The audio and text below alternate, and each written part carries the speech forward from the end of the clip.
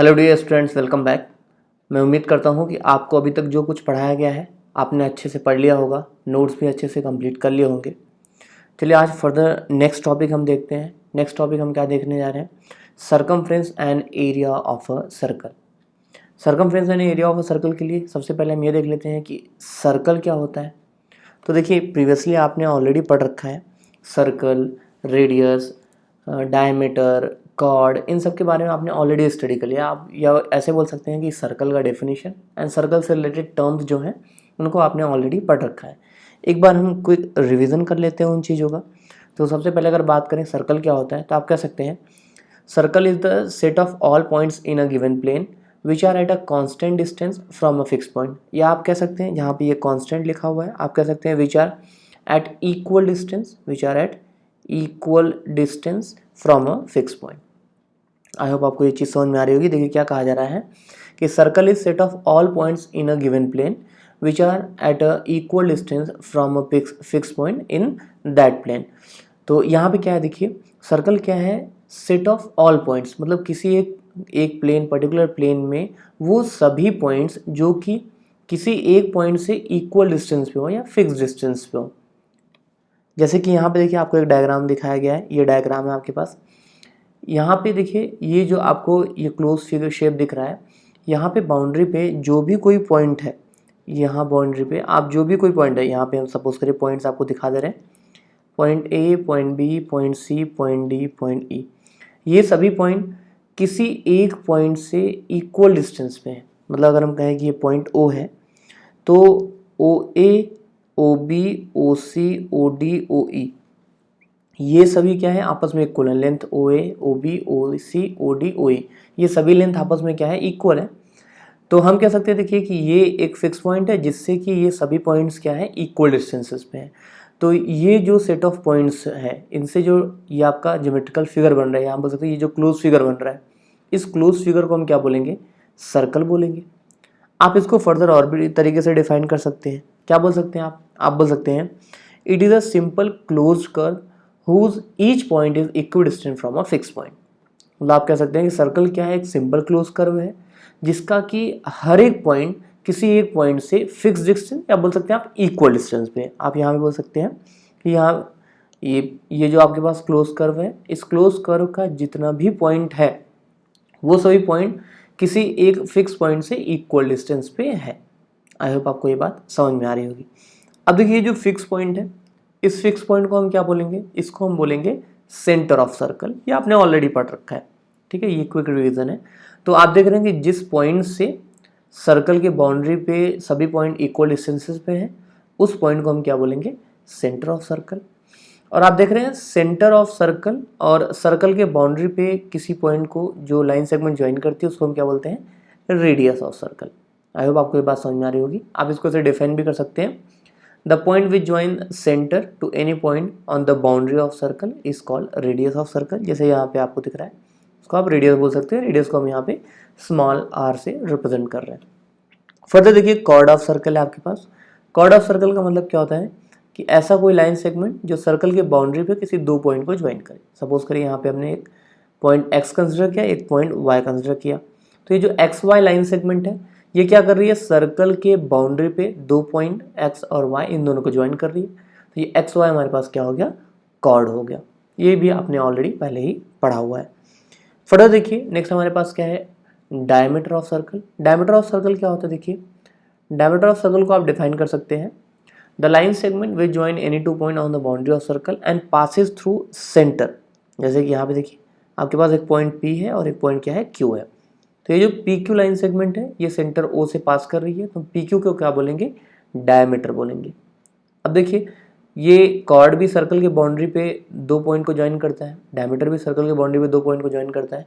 तो आप कह सकते हैं कि जो डायमीटर होता है, डायमीटर कॉर्ड भी होता है, ठीक है। डायमीटर क्या होता है, वो कॉर्ड भी होता है, बट ये एक स्पेशल टाइप ऑफ कॉर्ड है जो कि सेंटर से पास करता है। तो आप डायमीटर को ऐसे डिफाइन भी कर सकते हो कि diameter is a cord which passes through centre. I hope आपको इतना समझ में आया होगा। जब हम ये सर्कल के सरकमफ्रेंस और एरिया को पढ़ेंगे, सर्कमफ्रेंस और एरिया पे बेस्ड क्वेश्चन सॉल्व करेंगे, तो वहाँ पे इन टर्म्स का यूज़ होगा, डायमीटर का यूज़ होगा, रेडियस का यूज़ होगा। अब देखिए, अगर आप किसी सर्कल के डायमीटर को डी बोलते हैं, सपोज कर रहे हैं कि सर्कल का डायमीटर आपके पास डी है और रेडियस क्या है आर है, तो आप कह सकते हैं कि डायमीटर जो होता है वो क्या होता है, ट्वाइस ऑफ रेडियस। डायमीटर क्या होता है, twice of radius. I hope आपको ये बात समझ में आ रही होगी। जैसे यहाँ पे देखिए ओ क्यू रेडियस है, ओ पी ये भी क्या है, रेडियस है। तो आप देख रहे हैं O Q plus O P, O Q plus O P ये क्या हो जाएगा, पी क्यू, जो कि आपके पास क्या है, डायमीटर। और आप देख रहे हैं ओ क्यू एंड ये ओ पी, ये दोनों क्या होंगे, आपस में इक्वल होंगे, क्योंकि ये क्या है, रेडियस ऑफ सेम सर्कल। किसी भी सर्कल की जो भी रेडियस है, सभी रेडियस आपस में इक्वल होंगे। जैसे यहाँ पे आपने जितने भी रेडियस ड्रॉ किए हैं, ओ ए, ओ बी, ओ सी, ओ डी, ओ ई, ओ क्यू, तो ये सभी रेडियस आपस में क्या है, इक्वल है। तो अब यहाँ पे कह सकते हैं कि डायमीटर, किसी सर्कल का जो डायमीटर होगा वो रेडियस का क्या होगा, 2 टाइम्स होगा। आई होप आपको ये सभी चीज़ें क्लियर हो गई होंगी। फर्दर चलते हैं, एक टर्म है next, concentric circles. Concentric circles का मतलब क्या होता है कि ऐसे सर्कल्स जिनका कि सेंटर सेम हो बट डिफरेंट रेडियस हो सर्कल्स। जैसे यहाँ पे देखिए आपके पास सर्कल्स दिख रहे हैं, एक सर्कल का रेडियस यहाँ पे आपको क्या दिख रहा है, आर दिख रहा है, दूसरे सर्कल का रेडियस यहाँ पे क्या दिख रहा है, एस दिख रहा है, सेंटर दोनों का क्या है, ओ है। तो आप डिफाइन कर सकते हैं, circles having the same centres but with different radii are said to be concentric circles. I hope आपको ये समझ में आया होगा। देखिए डिफरेंट सर्कल्स हैं, ये देखिए सर्कल्स आपको दिख रहे हैं, सर्कल यहाँ पे, इन सर्कल्स का रेडियस क्या है, डिफरेंट है। देखिए ये इसका रेडियस क्या है, आर है, और इसका रेडियस क्या है, एस है, यहाँ पे आपको दिखाया गया है, और सेंटर यहाँ पे क्या है, ओ है।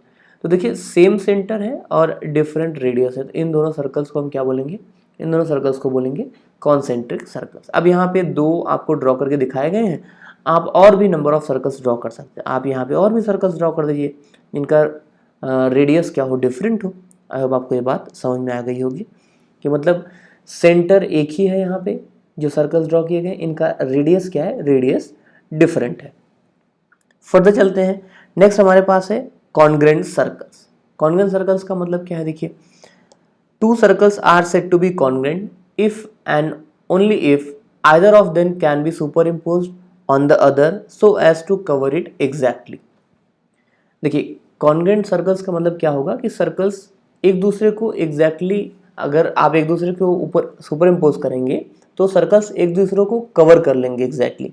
या इन शॉर्ट आप ऐसे कह सकते हैं कि 2 सर्कल्स जिनका रेडियस सेम हो उनको क्या बोलेंगे, कॉन्ग्रेंट सर्कल्स। आप कह सकते हैं सर्कल्स हैविंग सेम रेडियस या circles having equal radius are called congruent circles. आप इस तरीके से डिफाइन कर सकते हैं, या फिर ऐसे बोल सकते हैं 2 circles are said to be congruent if and only if either of them can be superimposed on the other so as to cover it exactly। अब आपको समझ में आ रहा होगा कि अगर 2 सर्कल का रेडियस सेम है तो वो दोनों एक दूसरे को कंप्लीटली कवर कर लेंगे, ठीक है। अब जैसे रेडियस डिफरेंट होगा तो जो लार्जर सर्कल होगा वो स्मॉलर सर्कल को कंप्लीटली कवर कर लेगा, बट स्मॉलर सर्कल जो होगा वो लार्जर सर्कल को कंप्लीटली कवर नहीं कर पाएगा। जैसे कि अगर मैं कहूँ कि कोई एक सर्कल है आपके पास जिसका रेडियस क्या है 5 सेंटीमीटर, और दूसरा सर्कल आपने बनाया उसका भी रेडियस कितना है 5 सेंटीमीटर, तो ये दोनों सर्कल ना एक दूसरे को कंप्लीटली कवर कर लेंगे। लेकिन अगर यहीं पे आपसे कह दिया जाए कि एक सर्कल आपने बनाया जिसका रेडियस है आपके पास 5 सेंटीमीटर और एक सर्कल का रेडियस आपके पास कितना है 4 सेंटीमीटर, तो देखिए ये 5 सेंटीमीटर वाला जो सर्कल है, 5 सेंटीमीटर रेडियस वाला जो सर्कल है, ये 4 सेंटीमीटर वाले सर्कल को या 4 सेंटीमीटर रेडियस वाले सर्कल को कंप्लीटली कवर कर लेगा। लेकिन ये जो 4 सेंटीमीटर रेडियस वाला सर्कल है ये 5 सेंटीमीटर रेडियस वाले सर्कल को कंप्लीटली कवर नहीं कर पाएगा। तो आई होप आपको यहाँ पे ये चीज़ क्लियर हो गई होगी कि कॉन्ग्रेंट सर्कल का मतलब क्या है। कॉन्ग्रेंट सर्कल आप देखिए सिंपली ऐसे बोल सकते हैं कि 2 सर्कल्स जिनका कि रेडियस इक्वल होगा वो दोनों सर्कल्स क्या होंगे, कॉन्ग्रेंट सर्कल्स होंगे। चलिए फर्दर चलते हैं, नेक्स्ट हमारे पास क्या है, सर्कमफ्रेंस ऑफ सर्कल। अब देखिए सर्कमफ्रेंस ऑफ सर्कल क्या होता है, आप ऐसे बोल सकते हैं length of boundary of the circle is called circumference of circle. अब देखिए इसके पहले जो आपने पेरीमीटर का कॉन्सेप्ट पढ़ा था तो वहाँ पे आपने ये पढ़ा था कि length of boundary of figure is called perimeter. Circle के केस में हम उसको क्या बोलते हैं, सर्कमफ्रेंस बोल देते हैं। तो आप ऐसे बोल सकते हैं the perimeter of a circle is called its circumference. Circle का जो पेरीमीटर होगा वही क्या होगा, इसका सर्कमफ्रेंस होगा। अब देखिए जो सर्कल का सर्कमफ्रेंस है या बोल सकते हैं ये आपके पास पेरीमीटर है, तो सर्कल का सर्कमफ्रेंस और डायमीटर के बीच में एक रिलेशन होता है। आप कह सकते हैं the ratio of circumference of a circle and its diameter is always constant. मतलब अगर आपके पास कोई सर्कल है और उसका डायमीटर है तो उनका रेशियो हमेशा कांस्टेंट होगा। बात को समझिएगा कि आप कितना भी सर्कल ड्रॉ कर लीजिए, अलग अलग सर्कल ड्रॉ कर लीजिए, ठीक है ना, उन सर्कल का कुछ सर्कमफ्रेंस होगा। अब सर्कमफ्रेंस कैसे पता चलेगा, पहले तो ये बात आती है कि रेशियो अगर हमारे पास है या हम बोल सकते हैं कि रेशियो कांस्टेंट है, तो पहले रेशियो के लिए हमको वैल्यू पता होनी चाहिए।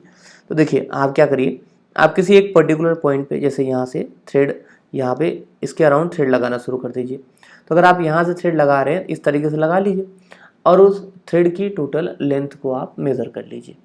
आप मेज़र करेंगे तो आपको पता चल जाएगा कि यहाँ से यहाँ तक की टोटल लेंथ कितनी है और वही इसका क्या हो जाएगा, सर्कमफ्रेंस हो जाएगा। और फिर आप क्या करिए, इसका डायमीटर मेज़र करिए, जो कि आपको ऑलरेडी पहले ही पता होगा। जब आप सर्कल ड्रॉ करेंगे तो कुछ पर्टिकुलर सर्टेन रेडियस लेके सर्कल ड्रॉ करेंगे, तो जब रेडियस से ड्रॉ कर रहे हैं तो आपको डायमीटर ऑलरेडी पता चल जाएगा।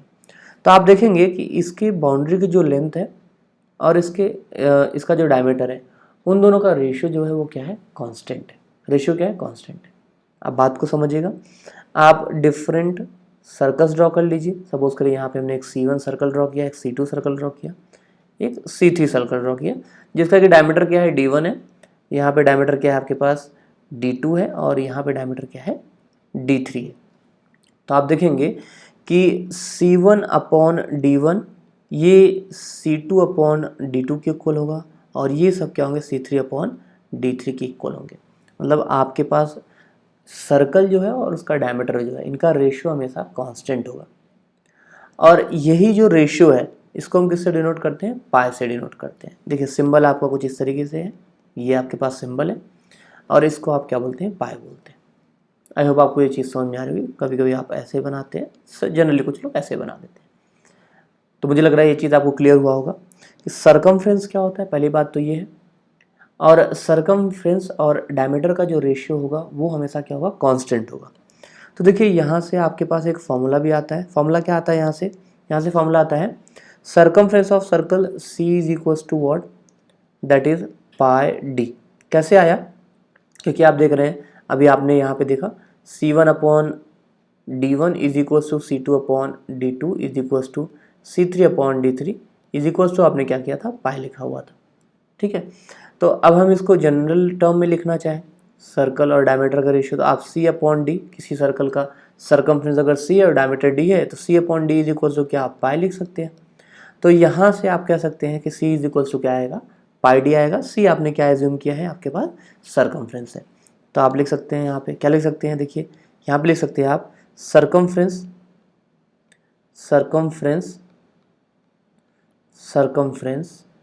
Of a circle C is equals to pi D, जहाँ पे कि C क्या है, C है सर्कमफ्रेंस और D क्या है, D है हमारे पास डायमीटर ऑफ द सर्कल। अब आपको पता है कि डायमीटर क्या होता है, ट्वाइस ऑफ रेडियस। तो आप कह सकते हैं C is equals to pi into 2R। तो C इज इक्वल्स टू क्या हो जाएगा, 2 पाई R। अब लेंथ है तो इसको आप क्या करेंगे, यूनिट में लिखेंगे। यहाँ भी क्या करेंगे, इसको यूनिट में लिखेंगे। आई होप आपको ये चीज़ समझ में आ रही होगी। तो यहाँ पे C आपको दिख गया, C क्या है, सर्कमफ्रेंस। D यहाँ पे क्या है, डायमीटर ऑफ सर्कल। और R क्या है आपके पास, R है यहाँ पे रेडियस ऑफ सर्कल। अच्छा, आप यहाँ पे ये भी कह सकते हैं कि radius is equals to diameter by 2, ये टर्म भी याद रखिएगा। तो आई होप आपको सर्कल समझ में आया होगा, सर्कल से रिलेटेड टर्म समझ में आए होंगे और सर्कमफ्रेंस आपको अच्छे से समझ में आ गया होगा। चलिए सर्कमफ्रेंस पे बेस्ड कुछ क्वेश्चन सॉल्व करते हैं। फर्स्ट क्वेश्चन क्या, देखिए फर्स्ट क्वेश्चन है find the circumference of a circle of radius 14 centimetre. देखिए आसान क्वेश्चन है। अभी आपने सर्कमफ्रेंस का फॉर्मूला पढ़ा। देखिए सर्कमफ्रेंस के फॉर्मूले में आपने देखा C is equals to pi D, एक टर्म ये आपके पास इस तरीके से फॉर्मूला था। C is equals to 2 pi R, एक फॉर्मूला आपके पास इस तरीके से था। आप देख रहे हैं कि अगर यहाँ पे आपको डायमीटर गिवन हो तो आप सर्कमफ्रेंस आसानी से फाइंड आउट कर सकते हैं। यहाँ पे एक कांस्टेंट है पाई, ध्यान रखिएगा। ये पाई के लिए हम हमेशा pi is equals to 22/7 use करते हैं, जब तक कि आपको कोई और वैल्यू यूज़ करने को ना दी जाए, ठीक है। पाई की जो हम वैल्यू लेंगे, जो हम वैल्यू यहाँ पे यूज़ करेंगे क्वेश्चन सॉल्व करते समय, तो हम कितना यूज़ करेंगे, पाई की वैल्यू यूज़ करेंगे 22/7।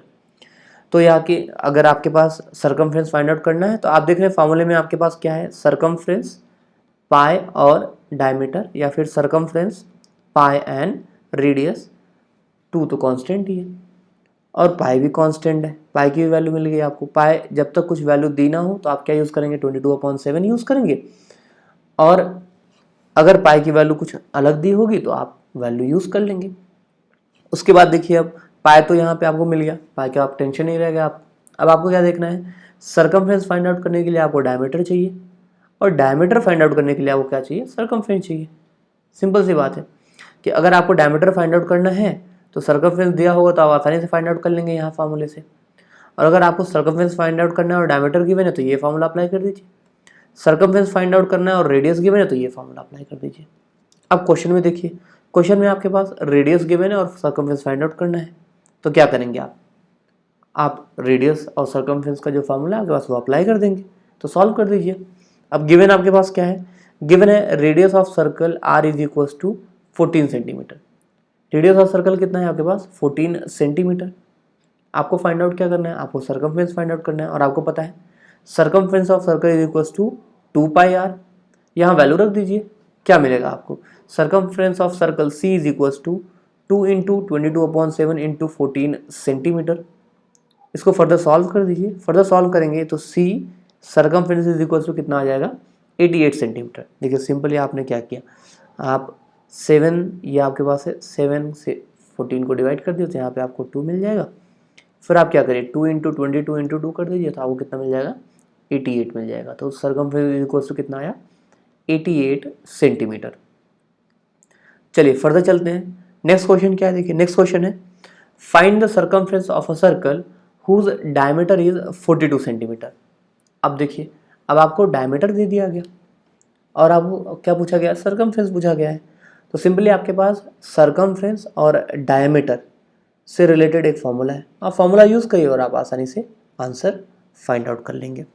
चलिए इसको सॉल्व करते हैं। सो गिवन क्या है आपके पास, diameter, diameter is equals to क्या है, diameter of circle d is equals to 42 centimetre. Diameter of circle d is equals to 42 centimetre.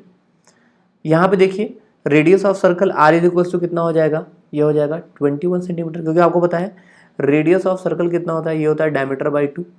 Radius of circle is equals to diameter by 2। Diameter आपको given है 42 centimetre, तो ये कितना हो जाएगा 42/2 centimetre. यहाँ से रेडियस ऑफ सर्कल ये कितना मिल जाएगा आपको, ये मिल जाएगा आपको 21 सेंटीमीटर, जो कि यहाँ पे आपको गिवन है।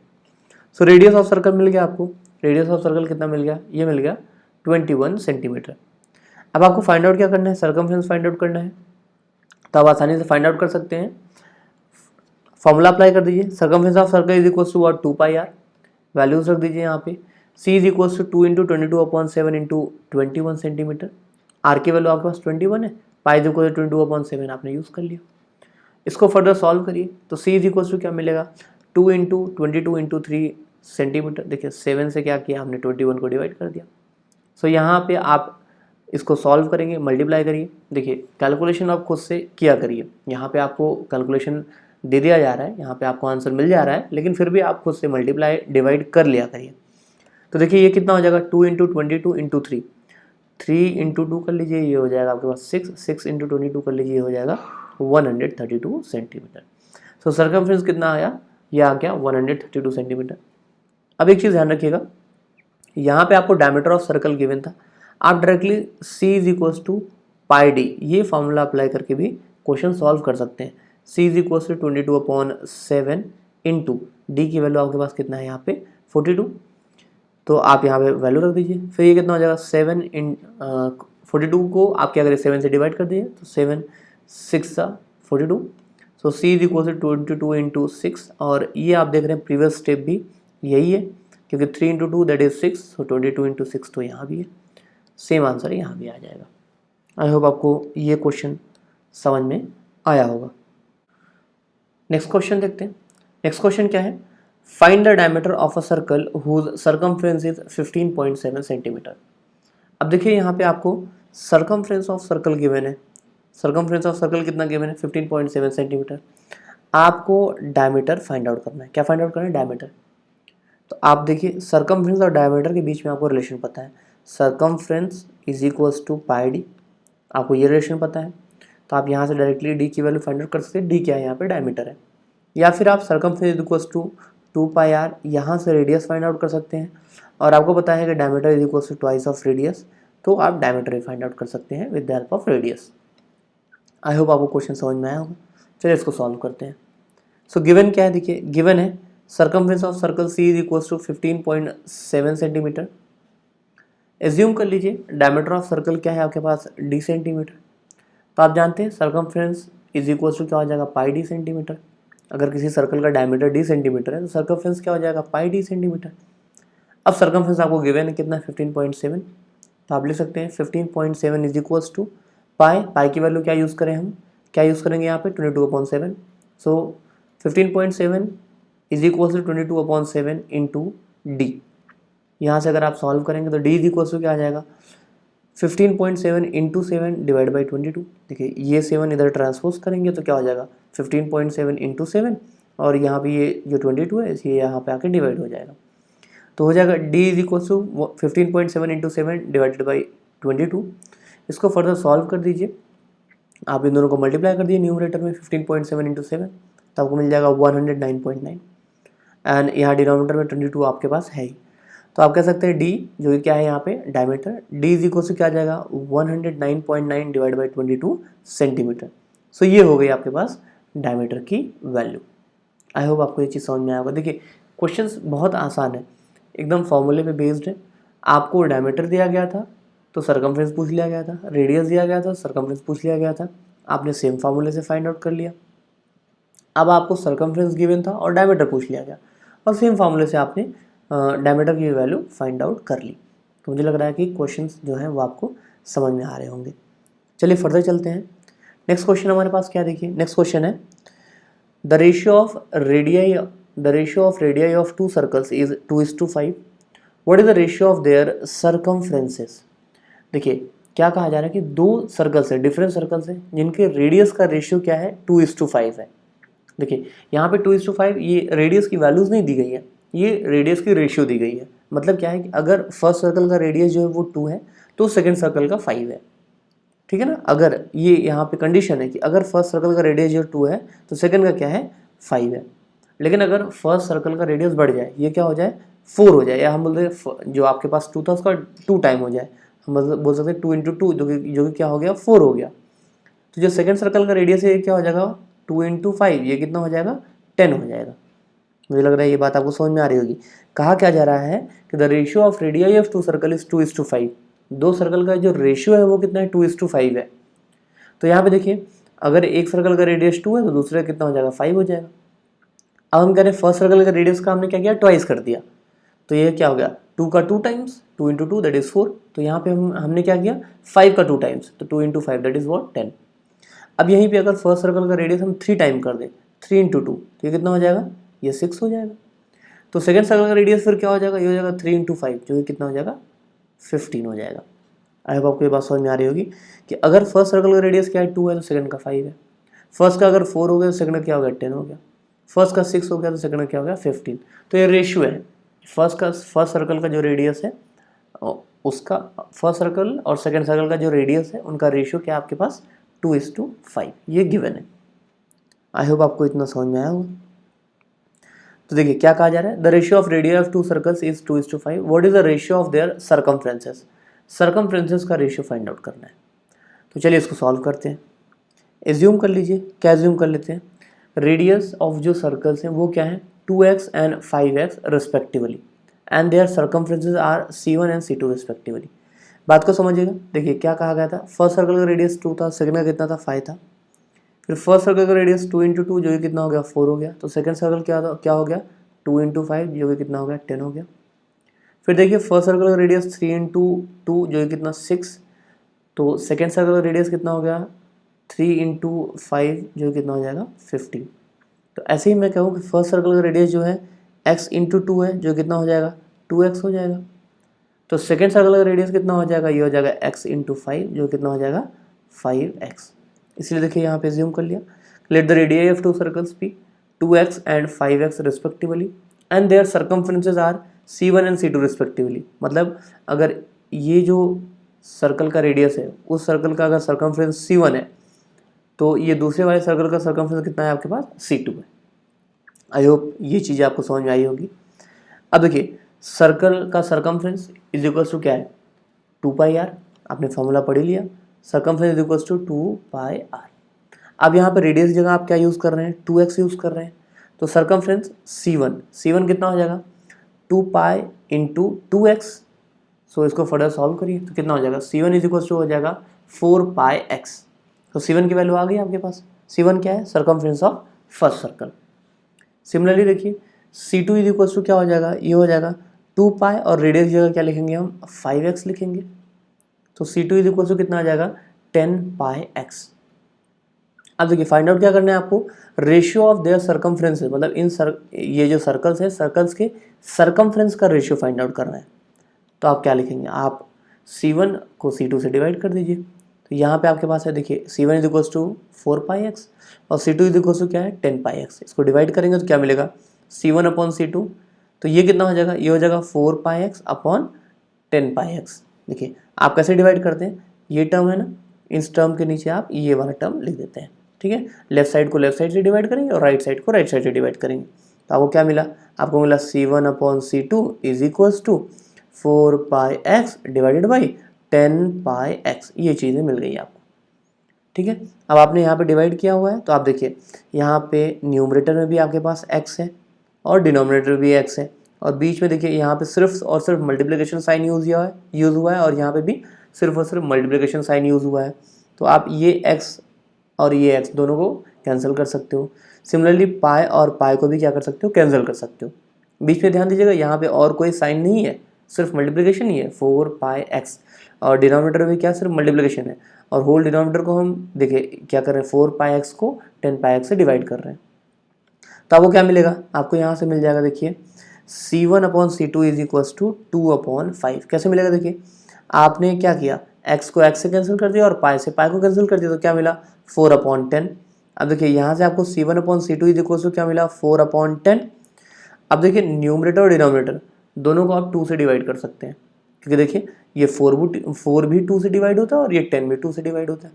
तो आपको क्या मिलेगा, देखिए 2 2 4 एंड 2 5 10। तो ये कितना हो जाएगा, 2/5 हो जाएगा। सो आप कह सकते हैं C1 अपॉन C2 ये कितना मिलेगा आपको, ये मिलेगा 2/5। तो यहाँ से आप लिख सकते हैं C1 is to C2 is equal to कितना हो जाएगा, ये हो जाएगा 2:5। इसको इन शॉर्ट भी आप देखिए बता सकते हैं कि दोनों सर्कल का जो रेडियस है, रेडियस का जो रेशियो था वही क्या है, उनके सर्कमफ्रेंसेस का भी रेशियो है। इस चीज़ को आप यहाँ पे दिमाग में रख सकते हैं। MCQ क्वेश्चन जब सॉल्व करेंगे, जब multiple choice type question solve करते हैं या ऑब्जेक्टिव बोल सकते हैं, ऑब्जेक्टिव क्वेश्चन जब सॉल्व करते हैं तो आप ये शॉर्ट ट्रिक भी यूज़ कर सकते हैं कि दो सर्कल्स अगर आपके पास है तो सर्कल्स की रेडियस का जो रेशियो है वही रेशियो क्या होता है, उनके सर्कमफ्रेंसेस का होता है। तो आई होप आपको क्वेश्चन समझ में आया होगा जो आपको आज पढ़ाया गया। हम लोगों ने सर्कल देखा, सर्कल से रिलेटेड कुछ टर्म देखे, फिर हमने सर्कमफ्रेंस देखा, सर्कमफ्रेंस हमने देखा circumference of circle is equals to πd, और फिर हमने एक फॉर्मूला देखा circumference of circle is equals to 2πr, क्योंकि हमको पता है d is equals to what, twice of radius. यहाँ पे d क्या है, डायमीटर ऑफ सर्कल, r क्या है आपके पास, रेडियस ऑफ सर्कल, c क्या है, सर्कमफ्रेंस ऑफ सर्कल। हमने यहाँ पे ये पढ़ा कि पाई इज इक्वल्स टू हम क्या यूज़ कर लेते हैं, 22/7 यूज़ करते हैं। ठीक है ना, पाई इज इक्वल्स टू हम क्या वैल्यू यूज़ करते हैं, जब तक कि कोई वैल्यू दी ना हो तो हम pi is equals to 22/7 use कर लेते हैं। जिस क्वेश्चन में पाई की वैल्यू स्पेसिफिकली कुछ दिया होगा तो हम वो वैल्यू यूज़ करेंगे। समटाइम कहीं कहीं 3.14 दिया रहता है, कहीं कहीं 3.142 गिवन रहता है। ठीक है ना, ये क्या है, पाई की value correct up to 2 place of decimal, ये क्या है अप टू 3 डेसिमल प्लेसेस आप बोल सकते हैं। ठीक है, तो आप ये समझिए कि पाई की वैल्यू अगर नहीं दी है तो आप क्या करेंगे, 22/7 यूज़ करेंगे। पाई की वैल्यू अगर दी हुई है तो जो पाई की वैल्यू दी जाएगी वो यूज़ करेंगे। जनरली आपको 3.14 दे दिया जाता है, या कहीं कहीं पे 3.142 3.142 या 3.14 ये वैल्यूज़ दे दी जाती हैं। ठीक है, ये क्या है, पाई की जो वैल्यू है correct up to 2 place of decimal, ये क्या है correct up to 3 place of decimal. तो आई होप क्वेश्चंस आपको सभी समझ में आए होंगे अच्छे से। फर्दर देखिए स्क्रीन पे आपको कुछ क्वेश्चन दिखाई दे रहे हैं। जो हमने आज कंसेप्ट पढ़ा है उन्हीं कंसेप्ट पे बेस्ड है, एकदम सिंपल क्वेश्चन है, ठीक है। जो फॉर्मूला हम लोगों ने पढ़ा है उसी फॉर्मूले से सॉल्व हो जाएगा, तो आप इन क्वेश्चंस को सॉल्व करिएगा। आज के लिए इतना ही, मिलते हैं अगली क्लास में। Thank you very much.